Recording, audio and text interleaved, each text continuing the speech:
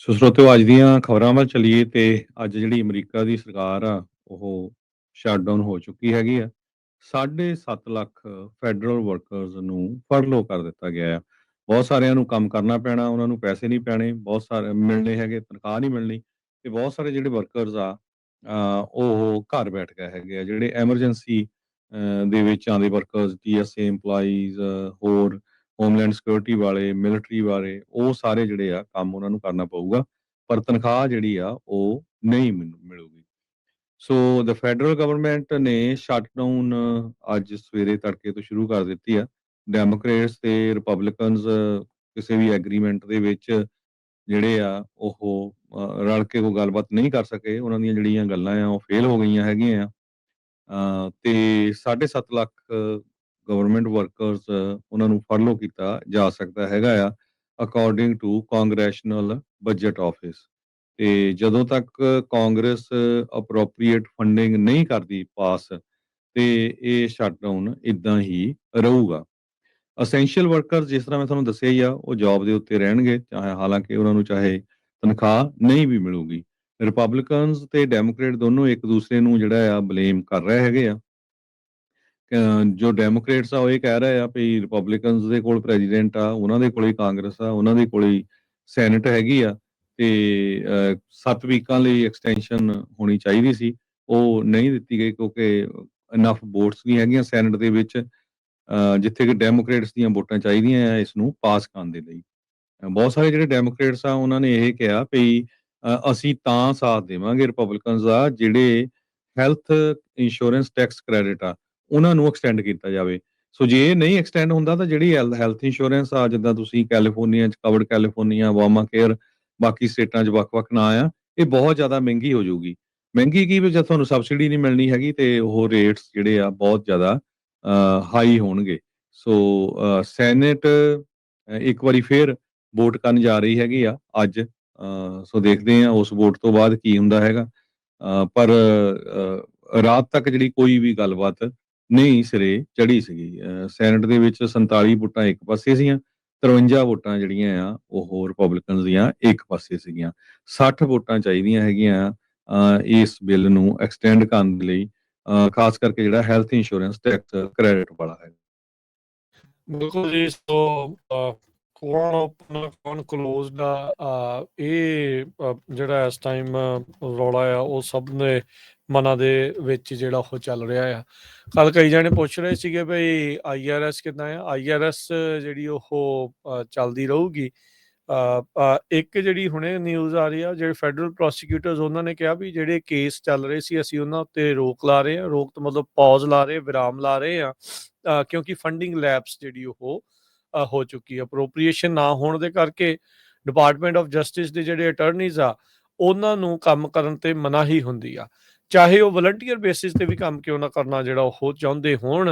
ਬਹੁਤ ਹੀ ਲਿਮਿਟਿਡ ਸਰਕਮਸਟਾਂਸਿਸ ਦੇ ਵਿੱਚ, ਬਹੁਤ ਘੱਟ ਮੌਕਿਆਂ ਦੇ ਉੱਤੇ ਉਹਨਾਂ ਨੂੰ ਕੰਮ ਕਰਨ ਦਾ ਜਿਹੜਾ ਉਹ ਮੌਕਾ ਜਿਹੜਾ ਇਸ ਦੇ ਵਿੱਚ ਹੁੰਦਾ ਆ। ਸੋ ਇਹ ਜਿਹੜੀ ਉਹਨਾਂ ਨੇ ਦੱਸੀ ਹੈਗੀ ਆ ਰਿਡਕਸ਼ਨ ਹੋਣੀ ਆ ਵਰਕ ਫੋਰਸ ਦੇ ਵਿੱਚ। ਜਿੱਦਾਂ ਕੱਲ ਵੀ ਆਪਾਂ ਹਰਜੋਤ ਸਿੰਘ ਜੀ ਆਪਣੇ ਦਰਸ਼ਕਾਂ ਦੇ ਨਾਲ ਸਾਂਝ ਜਿਹੜੀ ਉਹ ਪਾਈ ਸੀ ਵੀ ਕਿਹੜੇ ਜਿਹੜੇ ਮਹਿਕਮਿਆਂ ਦੇ ਕਿੰਨੇ ਪਰਸੈਂਟ ਜਿਹੜੇ ਉਹ ਫਰਲੋ ਜਿਹੜੀਆਂ ਹੋ ਰਹੀਆਂ। EPA 'ਚ ਤਕਰੀਬਨ 99%, ਐਜੂਕੇਸ਼ਨ 87%, ਕਾਮਰਸ 'ਚ 81%, ਲੇਬਰ 'ਚ 76%, ਸਟੇਟ ਡਿਪਾਰਟਮੈਂਟ 'ਚ 62%, ਡਿਫੈਂਸ ਜਿਹੜੇ ਸਿਵਿਲੀਅਨ ਵਰਕਫੋਰਸ ਹੁੰਦੀ ਆ ਉਹਦੇ ਵਿੱਚ 45%, ਹੈਲਥ ਹਿਊਮਨ ਸਰਵਿਸਿਜ਼ 41%, SBA ਵਾਲੇ 23%, ਟਰਾਂਸਪੋਰਟੇਸ਼ਨ DOT ਵਾਲੇ 23% ਹੈ, SSA ਸੋਸ਼ਲ ਸਿਕਿਉਰਿਟੀ ਵਾਲੇ 12%, justice department 11%, personal management office ਜਿਹੜਾ 10%, ਹੋਮਲੈਂਡ ਸਿਕਿਉਰਿਟੀ 'ਚ 5% ਤੇ ਵੈਟਰਨ ਅਫੇਅਰਸ 'ਚ 3% ਜਿਹੜੇ ਆ ਉਹ ਫਰਲੋ ਜਿਹੜੇ ਉਹ ਕਿਤੇ ਜਾਣੇ ਹੈਗੇ ਆ। ਸੋ ਸੈਨੇਟ ਡੈਮੋਕ੍ਰੇਟਸ ਜਿੱਦਾਂ ਤੁਸੀਂ ਦੱਸਿਆ ਵੀ ਇੱਕ ਫੰਡਿੰਗ ਦੀ ਇਹਨਾਂ ਨੇ ਕੋਸ਼ਿਸ਼ ਕੀਤੀ ਆ, ਉਹ ਫੇਲ ਹੋ ਗਈ ਆ। ਹਾਲ ਦੀ ਘੜੀ ਕੋਈ ਬਣਦਾ ਨਹੀਂ ਆ ਵੀ ਇਸ ਚੀਜ਼ ਦੇ ਵਿੱਚ ਹੋਊਗਾ। 1 ਲੱਖ ਜਿਹੜੇ ਫੈਡਰਲ ਵਰਕਰ ਜਿਨ੍ਹਾਂ ਨੇ ਬਾਈ ਆਊਟ ਆਪਸ਼ਨ ਅਸੈਪਟ ਕੀਤੀਆਂ ਸੀਗੀਆਂ, ਉਹਨਾਂ ਦਾ ਕਹਿੰਦੇ ਵੀ ਕੀ ਜਿਹੜਾ ਉਹ ਹੁਣ ਬਣੇਗਾ। ਜਿਨ੍ਹਾਂ ਨੇ ਡੈਫਰਡ ਰੈਜ਼ਿਗਨੇਸ਼ਨ ਆਫਰ ਜਿਹੜੇ ਉਹ ਪਾਏ ਸੀਗੇ, ਯਾਦ ਹੋਣਾ ਜਦੋਂ ਡੌਜ ਦੇ ਨਾਲ ਮਿਲ ਕੇ ਟਰੰਪ ਉਹਨਾਂ ਦੇ ਦੁਆਰਾ ਧੜਾਧੜ ਜਿਹੜੇ ਆ ਉਹ ਫੈਡਰਲ ਮਹਿਕਮੇ ਆ ਉਹਨਾਂ ਵਿੱਚੋਂ ਲੇ-ਆਫਸ ਜਿਹੜੀਆਂ ਕੀਤੀਆਂ ਜਾ ਰਹੀਆਂ ਸੀਗੀਆਂ। ਕਈ ਇਹਨਾਂ ਨੇ ਕੱਢ ਦਿੱਤੇ, ਕਈ ਜਿਹੜੇ ਆ ਉਹਨਾਂ ਨੂੰ ਮੌਕਾ ਦਿੱਤਾ ਸੀਗਾ ਵੀ ਭਾਈ ਆਹ ਪੈਸੇ ਚੱਕੋ ਤੇ ਵਲੰਟੀਅਰ ਰਿਟਾਇਰਮੈਂਟ ਜਿਹੜੀ ਉਹ ਲੈ ਲਓ। ਸੋ ਕਹਿੰਦੇ ਵੀ ਟਿਊਜ਼ਡੇ ਨੂੰ ਉਹ ਜਿਹੜੇ ਵਰਕਰ ਆ ਆਪਣੀਆਂ ਜੌਬਸ ਆ ਉਹ ਲੀਵ ਕਰ ਜਾਣਗੇ। ਜਿਹੜੇ 1 ਲੱਖ ਲੋਕਾਂ ਨੇ ਵਲੰਟੀਅਰ ਰਿਟਾਇਰਮੈਂਟ ਜਿਹੜੀ ਉਹ ਲਈ ਸੀਗੀ, ਤੇ ਕਹਿੰਦੇ ਵੀ ਜਿਹੜੀ ਇੰਪਲੋਇਮੈਂਟ ਉਹਨਾਂ ਦੀ ਰਿਮਾਈਂਡਰ ਸੀਗੀ ਰਹਿ ਗਈ ਫੈਡਰਲ ਸਰਕਾਰ ਦੇ ਨਾਲ, ਉਹ ਇਸ ਸਾਲ ਦੇ ਐਂਡ ਤੱਕ ਜਿਹੜੀ ਉਹ ਖਤਮ ਹੋਣ ਜਾ ਰਹੀ ਆ। ਉਧਰ ਨਿਊਯਾਰਕ ਨੂੰ ਜਿਹੜੀ ਇਨਫਰਾਸਟ੍ਰਕਚਰ ਫੰਡਿੰਗ ਮਿਲੀ ਸੀ, ਉਹੀ ਜਿਹੜੇ ਹਕੀਮ ਜੈਫਰੀਜ਼ ਤੇ ਚੱਕ ਸ਼ੂਮਰ ਆ, ਹੁਣ ਉਹਨਾਂ ਤੋਂ ਇਹ ਬਦਲਾਖੋਰੀ ਕਹਿ ਲਓ ਜਾਂ ਜਿੱਦਾਂ ਕਹਿ ਲਓ, ਟਰੰਪ ਐਡਮਿਨਿਸਟ੍ਰੇਸ਼ਨ ਨੇ $18 ਬਿਲੀਅਨ ਦੀ ਜਿਹੜੀ ਫੰਡਿੰਗ ਨਿਊਯਾਰਕ ਨੂੰ ਮਿਲਣੀ ਸੀਗੀ ਉਹਦੇ ਨੂੰ ਫ੍ਰੀਜ਼ ਕਰ ਦਿੱਤਾ ਆ। ਸੋ ਇਹ ਸਾਰਾ ਕੁਝ ਜਿਹੜਾ ਉਹ ਇਸ ਟਾਈਮ ਨਾਲ ਦੇ ਨਾਲ ਪੈਰਲਲੀ ਜਿਹੜਾ ਹਰਜੋਤ ਸਿੰਘ ਜੀ ਚੱਲ ਰਿਹਾ ਹੈਗਾ ਆ। ਚੱਕ ਸ਼ੂਮਰ ਤੇ ਹਕੀਮ ਜੈਫਰੀਜ਼ ਮੁਲਾਕਾਤ ਜਿਹੜੀ ਉਹ ਕਰਨ ਦੇ ਲਈ ਓਵਲ ਆਫਿਸ ਦੇ ਵਿੱਚ ਟਰੰਪ ਹੁਣਾਂ ਨਾਲ ਪਹੁੰਚੇ ਸੀਗੇ, ਤੇ ਟਰੰਪ ਹੁਣਾਂ ਨੇ ਅੱਗੋਂ ਜਿਹੜੀ ਆਪਣੀ 2028 ਵਾਲੀ ਜਿਹੜੀ ਟੋਪੀ ਆ ਉਹ ਕੱਢ ਕੇ ਮੋਰੇ ਰੱਖ ਦਿੱਤੀ। ਕੀ ਰਾਸ਼ਟਰਪਤੀ ਟਰੰਪ ਨਹੀਂ ਛੱਡਣਾ ਚਾਹੁੰਦੇ ਅਹੁਦੇ ਨੂੰ? ਇਹ ਹੁਣ ਨਵੇਂ ਜਿਹੜੇ ਸਵਾਲ ਆ ਉਹ ਇਸ ਟਾਈਮ ਪੈਦਾ ਜਿਹੜਾ ਉਹ ਹੋ ਰਹੇ ਆ ਵੀ ਕਾਰਨ ਕੀ ਆ? ਕੀ ਇਹ ਸਿਰਫ ਚੜਾਉਣ ਲਈ ਆ ਜਾਂ ਉਹਨਾਂ ਦੇ ਮਨ ਦੇ ਵਿੱਚ ਵਾਕਿਆ ਹੀ ਹੈਗਾ ਵੀ ਮੈਂ 3rd ਟਰਮ ਦੇ ਲਈ ਰਨ ਕਰਨਾ ਆ? ਤੇ ਜਦੋਂ ਇਸ ਚੀਜ਼ ਬਾਬਤ ਪੁੱਛਿਆ ਜਾਂਦਾ ਆ ਕੋਈ ਸੈਨੇਟਰਸ ਨੂੰ ਖਾਸ ਕਰਕੇ ਜਾਂ ਲਾਅ ਮੇਕਰਸ ਨੂੰ, ਰਿਪਬਲਿਕਨ ਪਾਰਟੀ ਵੱਲੋਂ ਹੱਸ ਕੇ ਗੱਲ ਨੂੰ ਜਿਹੜਾ ਉਹ ਟਾਲ ਦਿੰਦੇ ਆ। ਲੱਗ ਇਹੀ ਰਿਹਾ ਆ ਵੀ ਟਰੰਪ ਹੁਣੀ ਸੀਰੀਅਸ ਨੇ ਤੀਜੀ ਟਰਮ ਜਿਹੜੀ ਆ ਉਹ ਹਾਸਲ ਕਰਨ ਦੇ ਲਈ। ਸ਼ਾਇਦ ਇਹ ਹੁਣ ਦੇਖਦੇ ਆ ਵੀ ਉਦੋਂ ਤੱਕ ਕੀ ਜਿਹੜੀ ਨੌਬਤ ਆਉਂਦੀ ਆ। ਤੇ ਇੱਕ ਵਾਰੀ ਫੇਰ ਸਮਰੇਰੋ ਜਿਹੜਾ ਹੁੰਦੀ ਆ, ਟੋਪੀ ਜੀ ਹੁੰਦੀ ਆ, ਉਹ AI ਦੇ ਨਾਲ ਐਡਿਟ ਕਰਕੇ ਤੇ ਇਸ ਵਾਰ ਮੈਕਸੀਕਨ ਜਿਹੜਾ ਇੱਕ ਲਾਈਵ ਬੈਂਡ ਹੁੰਦਾ ਆ ਉਹਦੇ 'ਚ ਆਪਣੀ ਫੋਟੋ ਲਾ ਕੇ ਟਰੰਪ ਹੁਣਾਂ ਨੇ ਇੱਕ ਹੋਰ ਜਿਹੜੀ ਵੀਡੀਓ ਜਾਰੀ ਕੀਤੀ ਤੇ ਹਕੀਮ ਜੈਫਰੀਜ਼ ਨੂੰ ਫਿਰ ਜਿਹੜਾ ਉਹ ਚਿੜਾਇਆ ਆ। ਸੋ ਇਹ ਸਾਰਾ ਕੁਝ ਵੀ ਜਿਹੜਾ ਨਾਲ ਦੇ ਨਾਲ ਚੱਲ ਰਿਹਾ, ਤੇ ਉੱਧਰ ਹੁਣ ਨਿਊਯਾਰਕ ਦੀ $18 ਬਿਲੀਅਨ ਦੀ ਫੰਡਿੰਗ ਜਿਹੜੀ ਉਹ ਬੰਦ ਕਰ ਦਿੱਤੀ ਆ। ਜਿਹੜੇ ਸੀਗੇ ਸਪੀਕਰ ਜੌਨਸਨ ਤੇ ਜਿਹੜੇ ਸੈਨੇਟ ਦੇ ਮੈਜੋਰਟੀ ਲੀਡਰ ਥੂਨ, ਉਹਨਾਂ ਨੇ ਡੈਮੋਕ੍ਰੇਟਸ ਦੇ ਉੱਤੇ ਨਜ਼ਲਾ ਝਾੜਿਆ। ਉਹਨਾਂ ਦੇ ਉੱਤੇ ਦੋਸ਼ ਜਿਹੜੇ ਲਾਏ ਵੀ ਇਹਨਾਂ ਦੇ ਕਰਕੇ GOP ਦੇ ਮੈਜਰ ਨੂੰ ਜਿਹੜਾ ਉਹਨਾਂ ਨੇ ਲਿਆਂਦਾ ਸੀਗਾ ਵੀ ਸਾਥ ਨਹੀਂ ਦਿੱਤਾ, ਤੇ ਗਵਰਨਮੈਂਟ ਜਿਹੜੀ ਉਹ ਸ਼ਟ ਡਾਊਨ ਜਿਹੜੀ ਉਹ ਹੋ ਚੁੱਕੀ ਹੈਗੀ ਆ। ਸੋ ਸ਼ਟਡਾਊਨ ਦੇ ਦੌਰਾਨ ਜਿਹੜੇ ਮੰਥਲੀ ਨੰਬਰਸ ਹੁੰਦੇ ਆ ਲੇਬਰ ਡਿਪਾਰਟਮੈਂਟ ਦੇ, ਉਹ ਜਿਹੜੇ ਕਹਿੰਦੇ ਵੀ ਨਹੀਂ ਰਿਲੀਜ਼ ਕੀਤੇ ਜਾਣਗੇ। ਯਾਦ ਹੋਣਾ ਹਰਜੋਤ ਸਿੰਘ ਜੀ, ਜਿਹੜੀ CCP ਆ, ਚਾਈਨੀਜ਼ ਜਿਹੜੀ ਕਮਿਊਨਿਸਟ ਪਾਰਟੀ, ਉਹ ਵੀ ਇਦਾਂ ਹੀ ਕਰਦੀ ਆ, ਆਪਣੀ ਮਰਜ਼ੀ ਦੇ ਨਾਲ ਡਾਟਾ ਜਿਹੜਾ ਉਹ ਸ਼ੇਅਰ ਕਰਦੀ ਆ, ਨਹੀਂ ਸ਼ੇਅਰ ਕਰਦੀ। ਤੇ ਉਹਨਾਂ ਨੇ ਇੱਕ ਵਾਰੀ ਤਾਂ ਇਹ ਵੀ ਕਿਹਾ ਸੀਗਾ ਵੀ ਅਸੀਂ ਮਰਜ਼ੀ ਨਾਲ ਹੀ ਜਿਹੜਾ ਉਹ ਕਰਾਂਗੇ। ਤੇ ਟਰੰਪ ਹੁਣਾਂ ਨੇ ਹੁਣ ਤਾਂ ਚਲੋ ਸ਼ਟਡਾਊਨ ਦੇ ਕਰਕੇ ਇਦਾਂ ਜਿਹੜਾ ਉਹ ਚੱਲ ਰਿਹਾ, ਪਰ ਬੀਤੇ ਦਿਨਾਂ 'ਚ ਬਿਊਰੋ ਆਫ ਲੇਬਰ ਸਟੈਟਿਸਟਿਕਸ ਦਾ ਹੋਰ ਵੀ ਮੁੱਦਾ ਜਿਹੜਾ ਉਹ ਵੱਖਰਾ ਬਣਿਆ ਪਿਆ ਸੀਗਾ। ਹਾਊਸ ਦੇ ਜਿਹੜੇ GOP ਆ ਮੈਂਬਰਸ ਆ, ਉਹ ਕਹਿੰਦੇ ਵੀ ਵਾਈਟ ਹਾਊਸ ਦੇ ਆਫਿਸ ਆਫ ਮੈਨੇਜਮੈਂਟ ਤੇ ਬਜਟ ਦੇ ਡਾਇਰੈਕਟਰ ਜਿਹੜੇ ਰਸ ਵੋਟ ਆ, ਉਹਨਾਂ ਦੇ ਨਾਲ ਅੱਜ ਦੁਪਹਿਰ 1 ਵਜੇ ਜਿਹੜੀ ਉਹ ਕਾਲ ਗੱਲਬਾਤ ਜਿਹੜੀ ਉਹ ਕਰਨਗੇ ਵੀ ਗਵਰਨਮੈਂਟ ਸ਼ਟਡਾਊਨ ਦੇ ਵਿੱਚ ਹੁਣ ਅੱਗੇ ਕੀ ਜਿਹੜਾ ਇਸ ਦੇ ਵਿੱਚ ਕੀਤਾ ਜਿਹੜਾ ਉਹ ਜਾ ਸਕਦਾ ਆ। 14,500 EMPLOYE ਨੇ ਨੈਸ਼ਨਲ ਪਾਰਕ ਸਰਵਿਸਿਜ਼ ਦੇ, ਤੇ ਡਾਕੂਮੈਂਟ ਇੱਕ ਜਿਹੜਾ ਇੰਟਰਨਲ ਡਿਪਾਰਟਮੈਂਟ ਦਾ ਸਾਹਮਣੇ ਆਇਆ ਆ, ਤੇ ਉਹ ਕਹਿੰਦੇ ਵੀ ਉਹਦੇ ਵਿੱਚੋਂ 9296 ਜਿਹੜੇ EMPLOYE ਆ, 14,500 ਚੋਂ 9296 EMPLOYE ਆ, ਉਹਨਾਂ ਨੂੰ ਫਰਲੋ ਕਰ ਦਿੱਤਾ ਜਾਵੇਗਾ। ਉਹਨਾਂ ਨੇ ਇਹ ਕਿਹਾ ਵੀ ਜਿਹੜੇ open air memorial trails, lookout, park roads ਆ, ਉਹ ਵਿਜ਼ਿਟਰਸ ਦੇ ਲਈ ਐਕਸੈਸਿਬਲ ਹੋਣਗੇ, ਪਰ ਜਿਹੜੇ ਨੈਸ਼ਨਲ ਪਾਰਕ ਸਰਵਿਸ ਦੇ ਵਿੱਚ ਸੇਵਾਵਾਂ ਕਾਫੀ ਜ਼ਿਆਦਾ ਜਿਹੜੀਆਂ ਇਸ ਦੇ ਵਿੱਚ ਘਟ ਜਾਣਗੀਆਂ। ਹੁਣ ਜੇ ਆਉਂਦੇ ਸਮਿਆਂ ਦੇ ਵਿੱਚ ਤੁਸੀਂ ਨੈਸ਼ਨਲ ਪਾਰਕਸ ਦੇ ਵਿੱਚ ਜਾਣਾ ਆ, ਤੇ ਭਾਈ ਇੰਤਜ਼ਾਮ ਆਪਣਾ ਖੁਦ ਕਰਕੇ ਜਾਇਓ, ਤੁਹਾਨੂੰ ਉੱਥੇ ਕਈ ਤਰੀਕੇ ਦੀਆਂ ਹੋਰ ਮੁਸ਼ਕਲਾਂ ਦਾ ਸਾਹਮਣਾ ਕਰਨਾ ਪੈ ਸਕਦਾ। ਓਬਵੀਅਸਲੀ ਇਸ ਕਰਕੇ ਕਿਉਂਕਿ ਜਿਹੜੇ EMPLOYE ਆ, ਕਾਫੀ ਵੱਡੇ ਪੱਧਰ ਦੇ ਉੱਤੇ EMPLOYEES ਆ, ਉਹਨਾਂ ਨੂੰ ਫਰਲੋ ਉੱਥੋਂ ਕਰ ਦਿੱਤਾ ਗਿਆ ਹੈਗਾ ਆ। ਚੱਕ ਸ਼ੂਮਰ ਹੁਣੀ ਇਹ ਕਹਿੰਦੇ ਆ ਵੀ ਅਮਰੀਕਨ ਲੋਕ ਬਿਲਕੁਲ ਸਾਡੀ ਸਾਈਡ ਵੱਲ ਰਹਿਣਗੇ, ਕਿਉਂਕਿ ਰਿਪਬਲਿਕਨਸ ਨੇ ਕੋਈ ਵੀ ਜਿਹੜਾ ਉਹਨਾਂ ਦੀ ਸਾਥ ਨਹੀਂ ਦਿੱਤਾ ਹੈਗਾ ਇਸ ਨੂੰ ਪਾਸ ਕਰਨ ਦੇ ਲਈ। ਕਹਿੰਦੇ ਵੀ ਰਿਪਬਲਿਕਨਸ ਕਲੇਮ ਇਹ ਕਰ ਰਹੇ ਆ ਕਿ ਡੈਮੋਕ੍ਰੇਟਸ ਇੱਕ ਤਰ੍ਹਾਂ ਨਾਲ ਗਵਰਨਮੈਂਟ ਨੂੰ ਹੋਸਟੇਜ ਬਣਾ ਰਹੇ ਆ, ਪਰ ਅਸੀਂ ਕਹਿੰਦੇ ਇਦਾਂ ਦਾ ਕੁਝ ਵੀ ਨਹੀਂ ਕੀਤਾ, ਤੇ ਅਸੀਂ ਨੈਗੋਸ਼ੀਏਸ਼ਨ ਲਈ ਤਿਆਰ ਹੈਗੇ ਆ। ਖਾਸ ਕਰਕੇ ਜਿਹੜਾ ਹੈਲਥ ਇੰਸ਼ੋਰੈਂਸ ਦਾ ਬਿੱਲ ਆ ਉਸ ਨੂੰ ਲੈ ਕੇ ਜੇ ਐਗਰੀ ਕਰਦੇ ਹੈਗੇ ਆ। ਸੋ ਰਿਪਬਲਿਕਨਸ ਇਹ ਕਹਿ ਰਹੇ ਆ ਕਿ ਜਿਹੜੇ ਡੈਮੋਕ੍ਰੇਟਸ ਆਏ ਅਨਡਾਕੂਮੈਂਟਡ ਇਮੀਗ੍ਰੈਂਟਸ ਨੂੰ ਜਿਹੜੀ health insurance health care benefits ਆ ਉਹ ਫ੍ਰੀ ਦੇ ਰਹੇ ਹੈਗੇ ਆ। ਪਰ ਰਿਪਬਲਿਕਨ ਕਹਿੰਦੇ ਵੀ ਇਹ ਬੰਦ ਹੋਣਾ ਚਾਹੀਦਾ ਹੈਗਾ ਆ। ਸ਼ੂਮਰ ਹੁਣੀ ਇਹ ਕਹਿੰਦੇ ਆ ਵੀ ਨਹੀਂ, ਉਹ ਝੂਠ ਬੋਲ ਰਹੇ ਆ। ਕੋਈ ਵੀ ਬੰਦਾ ਜਿਹੜਾ ਇਲੀਗਲ ਹੈਗਾ ਉਸ ਨੂੰ ਜਿਹੜੀ ਆ ਨਹੀਂ ਫੈਡਰਲ ਫੰਡਸ ਦੇ ਵਿੱਚੋਂ ਹੈਲਥ ਇੰਸ਼ੋਰੈਂਸ ਦਿੱਤੀ ਜਾਂਦੀ। ਸੋ ਦੋਨਾਂ ਦੇ ਵਿੱਚ ਜਿਹੜਾ ਰੌਲਾ ਆ ਉਹ ਕਾਫੀ ਚੱਲ ਰਿਹਾ ਹੈਗਾ। ਇਹ ਸਾਰੇ ਕਾਸੇ ਦੇ ਵਿੱਚ 7.5 ਲੱਖ ਲੋਕ ਜੋ ਫੈਡਰਲ ਗਵਰਨਮੈਂਟ ਦੀ ਜੌਬ ਕਰਦੇ ਆ ਉਹ ਪ੍ਰਭਾਵਿਤ ਹੋਏ ਹੈਗੇ ਆ। ਜੀ, ਬਿਲਕੁਲ। ਜੀ। ਆਈਆਰਐਸ ਦਾ ਮੈਂ ਇੱਕ ਵਾਰੀ ਪਹਿਲਾਂ ਵੀ ਦੱਸ ਚੁੱਕਿਆ, ਦੁਬਾਰਾ ਦੱਸ ਦਿੰਦੇ। ਕਹਿੰਦੇ ਵੀ ਆਈਆਰਐਸ ਆਪਣੇ ਜਿਹੜੇ ਆ ਸਾਰੇ EMPLOYEES ਨੂੰ ਜੌਬ ਦੇ ਉੱਤੇ ਰੱਖ ਰਹੀ ਹੈ, ਐਟਲੀਸਟ ਫॉर ਨਾਓ।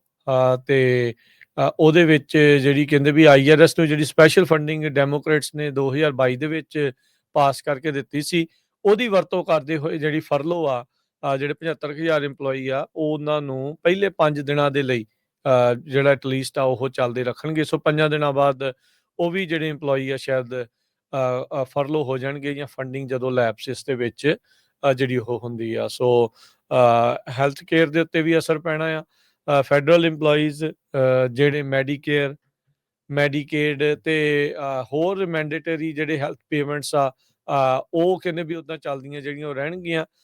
ਪਬਲਿਕ ਤੇ ਹੈਲਥ ਐਮਰਜੈਂਸੀਜ਼ ਨੂੰ ਜਿਹੜੇ ਰਿਸਪੌਂਡ ਕਰਦੇ ਆ ਕਰਨ ਵਾਲੇ ਆ, ਉਹ ਜਿਹੜੇ ਉਹ ਰਹਿਣਗੇ। 40% ਜਿਹੜੇ ਉਹਨਾਂ ਨੇ ਆਪਣੇ EMPLOYEE ਉੱਦਾਂ ਆਲਰੇਡੀ ਜਿਹੜੇ ਉਹ ਕੱਢੇ ਵੀ ਆ। ਤੇ ਹੁਣ ਜਿਹੜੇ 3/4 ਆ, 75% ਤਕਰੀਬਨ ਉਹਨਾਂ ਦੇ ਜਿਹੜੇ EMPLOYEE ਆ ਨੈਸ਼ਨਲ ਇੰਸਟੀਚਿਊਟ ਆਫ ਹੈਲਥ ਦੇ ਬਾਇਓਮੈਡੀਕਲ ਰਿਸਰਚ ਦੇ ਵਿੱਚ ਜਿਹੜੇ ਸਭ ਤੋਂ ਵੱਡੇ ਆ, ਉਹਨਾਂ ਨੂੰ ਤਕਰੀਬਨ 75% EMPLOYEE ਜਿਹੜੇ ਉਹ ਫਰਲੋ ਕਰਨੇ ਪੈਣੇ ਆ। CDC ਦੇ ਉੱਤੇ ਵੀ ਜਿਹੜਾ ਉਹ ਇਸ ਦਾ ਜਿਹੜਾ ਉਹ ਅਸਰ ਪਊਗਾ। ਫੂਡ ਐਂਡ ਡਰੱਗ ਐਡਮਿਨਿਸਟ੍ਰੇਸ਼ਨ ਦਾ ਜਿਹੜਾ ਡਿਪਾਰਟਮੈਂਟ ਆ, ਉਹ 'ਚੋਂ 86% ਕੰਮ ਦੇ ਉੱਤੇ ਰਹਿਣਗੇ, 14% ਜਿਹੜੇ ਆ ਉਹ ਫਰਲੋ ਦੇ ਉੱਤੇ ਜਿਹੜੇ ਉਹ ਜਾਣਗੇ। ਸੋ ਵੈਟਰਨ ਅਫੇਅਰਸ ਦੇ ਵਿੱਚ ਘੱਟ ਲੋਕਾਂ ਨੂੰ ਜਿਹੜਾ ਉਹ ਫਰਲੋ ਕੀਤਾ ਜਾਊਗਾ। 13% ਕਹਿੰਦੇ ਵੀ 3% ਉਹਦੇ ਵਿੱਚ ਉਹਨਾਂ ਨੇ ਫਰਲੋ ਜਿਹੜਾ ਉਹ ਰੱਖਿਆ ਗਿਆ ਹੈਗਾ ਆ। ਜਿਹੜਾ ਆਫਿਸ ਹੈਗਾ US ਟ੍ਰੇਡ ਰਿਪਰੈਜ਼ੈਂਟੇਟਿਵ ਹੈਗਾ ਆ, ਉਹਨਾਂ ਨੇ ਇੱਕ ਪਲੈਨਿੰਗ ਡਾਕੂਮੈਂਟ ਕੱਲ ਜਿਹੜਾ ਉਹ ਸ਼ੋਅ ਕੀਤਾ ਸੀਗਾ। ਕਹਿੰਦੇ ਵੀ ਉਹਨਾਂ ਦੇ ਜਿਹੜੇ 237 ਫੁੱਲ ਟਾਈਮ EMPLOYEE ਆ, ਉਹਨਾਂ ਚੋਂ ਕਿਸੇ ਨੂੰ ਫਰਲੋ ਕੀਤਾ ਜਾਊਗਾ, ਕਿਉਂਕਿ ਇਹ ਉਹੀ ਟੀਮ ਆ ਜਿਹੜੀ ਵੱਖ-ਵੱਖ ਮੁਲਕਾਂ ਦੇ ਨਾਲ ਟਰੰਪ ਹੁਣਾਂ ਦੀ ਜਿਹੜੀ ਪ੍ਰਸ਼ਾਸਨ ਦੇ ਵੱਲੋਂ ਗੱਲਬਾਤ ਜਿਹੜੀ ਆ ਉਹ ਕਰ ਰਹੀ ਆ ਵੀ ਭਾਈ ਟ੍ਰੇਡ ਨੂੰ ਲੈ ਕੇ ਕੀ ਡੀਲਸ ਜਿਹੜੀਆਂ ਉਹ ਅੱਗੇ ਬਣਨਗੀਆਂ। US ਕਸਟਮ ਬਾਰਡਰ ਪ੍ਰੋਟੈਕਸ਼ਨ ਉਹ ਜਿਹੜੀ ਚੱਲਦੀ ਰਹੂਗੀ। ਆਈਸ ਵਾਲੇ ਜਿਹੜੇ ਆ ਉਹ ਚੱਲਦੇ ਜਿਹੜੇ ਉਹ ਰਹਿਣਗੇ। ਹੋਮਲੈਂਡ ਸਿਕਿਉਰਿਟੀ ਦੇ ਕਾਫੀ ਵੱਡੇ ਪੱਧਰ ਦੇ ਉੱਤੇ ਜਿੱਥੇ ਸਿਕਿਉਰਿਟੀ ਦੀ ਗੱਲ ਆਉਂਦੀ ਆ, ਉਹ EMPLOYEES ਮੈਜੋਰਟੀ ਦੇ ਵਿੱਚ ਕੰਮ ਜਿਹੜੇ ਉਹ ਕਰਦੇ ਜਿਹੜੇ ਉਹ ਰਹਿਣਗੇ। ਸੋ ਦੇਖੋ ਵੀ ਇਹ ਹੁਣ ਕਿੰਨੇ ਦਿਨਾਂ ਤੱਕ ਹਰਜੋਤ ਸਿੰਘ ਜੀ ਇਹ ਸ਼ਟਡਾਊਨ ਰਹਿੰਦਾ ਆ। ਪਰ ਇਹ ਆ ਵੀ ਇੱਕ ਵਾਰੀ ਤਾਂ ਜਿਹੜਾ ਧੜਥੱਲੀ ਆ ਉਹ ਇਸ ਦੇ ਵਿੱਚ ਪੂਰੀ ਤਰ੍ਹਾਂ ਮੱਚ ਜਾਂਦੀ ਹੈਗੀ ਆ। ਵਾਲ ਸਟਰੀਟ ਜਿਹੜੀ ਆ ਉਹ ਉਸੇ ਤਰੀਕੇ ਦੇ ਨਾਲ ਆਪਣਾ ਜਿਹੜਾ ਕੰਮ ਆ ਉਹ ਕਰਦੀ ਰਹੂਗੀ। ਨੈਸਡੈਕ ਜਾਂ ਸਟਾਕ ਐਕਸਚੇਂਜਸ ਦੇ ਉੱਤੇ ਇਸ ਦਾ ਅਸਰ ਨਹੀਂ ਪਵੇਗਾ। ਸੁਪਰੀਮ ਕੋਰਟ ਨੇ ਇਹ ਕਿਹਾ ਆ ਵੀ ਜਿਹੜੇ ਫੈਡਰਲ ਗਵਰਨਰ ਲੀਜ਼ਾ ਕੁੱਕ ਆ ਉਹ ਆਪਣੀ ਜੌਬ ਨੂੰ ਇਸੇ ਤਰ੍ਹਾਂ ਰੱਖ ਸਕਦੇ ਆ ਜਦੋਂ ਤੱਕ ਓਰਲ ਐਗਰੀਮੈਂਟ ਜਿਹੜਾ ਓਰਲ ਆਰਗੂਮੈਂਟ ਆ ਉਹ ਜਨਵਰੀ ਮਹੀਨੇ ਤੱਕ ਨਹੀਂ ਹੁੰਦੀ ਹੈਗੀ।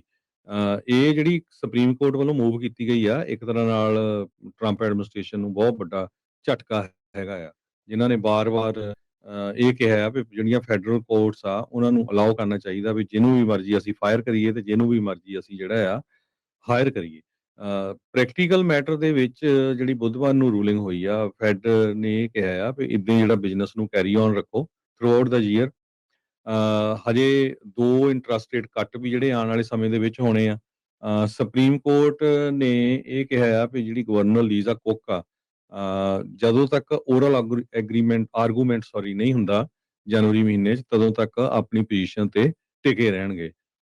ਤੇ ਟਰੰਪ ਉਹਨਾਂ ਨੇ ਬਾਰ-ਬਾਰ ਕਲੇਮ ਕੀਤਾ ਹੈਗਾ ਵੀ ਜਿਹੜੀ ਜਿਹੜੀ ਕੁੱਕ ਆ ਇਸ ਨੇ ਕਈ ਮਾਰਗੇਜ ਫਰਾਡ ਕੀਤੇ ਹੈਗੇ ਆ। ਆਪਣੇ ਘਰ ਦੀ ਲੋਨ ਲੈਣ ਦੇ ਲਈ ਜਿਹੜੇ ਝੂਠੇ ਪੇਪਰ ਬਣਾਏ ਆ, ਤੇ ਇਸ ਕਰਕੇ ਫਾਇਰ ਕੀਤਾ ਗਿਆ ਆ। ਕੁੱਕ ਜੋ ਆ ਉਹ ਇਹ ਕਹਿ ਰਹੀ ਵੀ ਨਹੀਂ, ਮੈਂ ਕੋਈ ਰੋਂਗ ਨਹੀਂ ਕੀਤਾ ਹੈਗਾ ਕਿਸੇ ਤਰ੍ਹਾਂ ਦਾ ਵੀ। ਤੇ 2 ਘਰਾਂ ਦੀ ਉਹਨੂੰ ਆਲਰੇਡੀ ਕਹਿੰਦੀ ਮਾਰਗੇਜ ਅਪਲਾਈ ਕੀਤੀ ਸੀ ਮਿਸ਼ੀਗਨ ਤੇ ਜਾਰਜੀਆ ਦੇ ਵਿੱਚ। ਸੋ ਰੂਲਿੰਗ ਦੇ ਵਿੱਚ ਇਹ ਕਿਹਾ ਗਿਆ ਆ ਵੀ ਕਿਸੇ ਤਰ੍ਹਾਂ ਦੀ ਐਕਸਪਲੇਸ਼ਨ ਨਹੀਂ ਦਿੱਤੀ ਗਈ ਹੈਗੀ। ਸੋ ਇਹਦੇ ਅਗੇਂਸਟ ਜਿਹੜਾ ਆ ਇੱਕ ਤਰ੍ਹਾਂ ਦੇ ਨਾਲ ਇੰਜੰਕਸ਼ਨ ਲਾਇਆ ਗਿਆ ਆ ਕੋਰਟ ਵੱਲੋਂ। ਸੋ ਫੈਡਰਲ ਰਿਜ਼ਰਵ ਬੋਰਡ ਦੇ ਜਿਹੜੇ ਕੁੱਕ ਆ ਉਹ ਹੁਣ ਜਨਵਰੀ ਮਹੀਨੇ ਤੱਕ ਇਦਾਂ ਹੀ ਟਿਕੇ ਰਹਿਣਗੇ। ਜੀ ਹਰਜੋਤ ਸਿੰਘ ਜੀ, ਜਿਹੜਾ ਇਹਨਾਂ ਦੇ ਉੱਤੇ ਦੋਸ਼ ਹੈ ਨਾ ਵੀ ਜਿਹੜੇ 2 ਪ੍ਰਾਇਮਰੀ ਰੈਜ਼ੀਡੈਂਸੀ ਵਾਲਾ ਜਿਹੜਾ ਉਹ ਉਸ ਦੇ ਵਿੱਚ ਆ, ਟਰੰਪ ਉਹਨਾਂ ਦੀ ਕੈਬਨਿਟ 'ਚ 3 ਅਜਿਹੇ ਮੰਤਰੀ ਆ ਜਿਨ੍ਹਾਂ ਨੇ ਸੇਮ ਇਹੀ ਚੀਜ਼ ਜਿਹੜੇ ਦੋਸ਼ ਲੀਜ਼ਾ ਕੁੱਕ ਦੇ ਉੱਤੇ ਲਾਏ ਆ ਉਹ ਉਹਨਾਂ ਦੇ ਉੱਤੇ ਜਿਹੜੇ ਉਹ ਲੱਗਦੇ ਆ। ਸੋ ਇਹ ਜਿਹੜੀ ਚੀਜ਼ ਹੈ ਇਸ ਟਾਈਮ ਸਾਹਮਣੇ ਜਿਹੜੀ ਉਹ ਹੈਗੀ ਆ, ਪਰ ਇਹ ਆ ਕਿਉਂਕਿ ਉਹਨਾਂ ਨੂੰ ਨਿਸ਼ਾਨਾ ਬਣਾਉਣਾ ਆ ਤੇ ਜਰੋਮ ਪਾਵਲ ਨੂੰ ਪਹਿਲੋਂ ਲਾਉਣਾ ਆ, ਉਹਦੇ ਲਈ ਜਿਹੜੀ ਇਹ ਗਵਰਨਰ ਫੈਡ ਦੀ ਜਿਹੜੀ ਗਵਰਨਰ ਆ ਲੀਜ਼ਾ ਕੁੱਕ ਆ, ਉਸ ਨੂੰ ਨਿਸ਼ਾਨਾ ਜਿਹੜਾ ਇਸ ਦੇ ਵਿੱਚ ਬਣਾਇਆ ਜਿਹੜਾ ਉਹ ਜਾ ਰਿਹਾ ਹੈਗਾ ਆ। ਸੋ ਟਰੰਪ ਹੁਣਾਂ ਦੇ ਕਹਿੰਦੇ ਵੀ ਕੈਬਨਿਟ ਦੇ 3 ਮੰਤਰੀ, ਲੇਬਰ ਸਕੱਤਰ ਲੌਰੀ ਚਾਵੇਜ਼ ਡੀ ਰੈਮਰ ਤੇ ਉਹ ਲੀ ਜ਼ੈਲਡਨ ਇਨਵਾਇਰਨਮੈਂਟਲ ਪ੍ਰੋਟੈਕਸ਼ਨ ਏਜੰਸੀ ਦੇ ਜਿਹੜੇ ਐਡਮਿਨਿਸਟ੍ਰੇਟਰ ਆ, ਉਹਨਾਂ ਦਾ ਜਿਹੜਾ ਉਹ ਨਾਮ, ਤੇ ਟਰਾਂਸਪੋਰਟੇਸ਼ਨ ਸਕੱਤਰ ਸ਼ੌਨ ਡਫੀ, ਉਹਨਾਂ ਨੇ ਜਿਹੜੇ ਆ ਇਸ 2 ਜਿਹੜੇ ਪ੍ਰਾਇਮਰੀ ਰੈਜ਼ੀਡੈਂਸ ਆ ਇਸੇ ਤਰੀਕੇ ਦੇ ਨਾਲ ਰੱਖੇ ਆ ਜਿੱਦਾਂ ਲੀਜ਼ਾ ਕੁੱਕ ਦੇ ਉੱਤੇ ਉਹਨਾਂ ਨੇ ਦੋਸ਼ ਲਾਏ ਆ। ਪਰ ਜਿਹੜਾ ਨਿਸ਼ਾਨਾ ਆ ਓਬਵੀਅਸਲੀ ਆਪਾਂ ਨੂੰ ਪਤਾ ਆ ਵੀ ਉਹਨਾਂ ਨੂੰ ਹੀ ਲਾਉਣਾ ਹੈ ਜਿਹੜੇ ਲੱਗਦੇ ਵੀ ਉਹਨਾਂ ਦੇ ਵਿਚਾਰਕ ਵਿਰੋਧੀ ਇਹਨਾਂ ਦੇ ਹੈਗੇ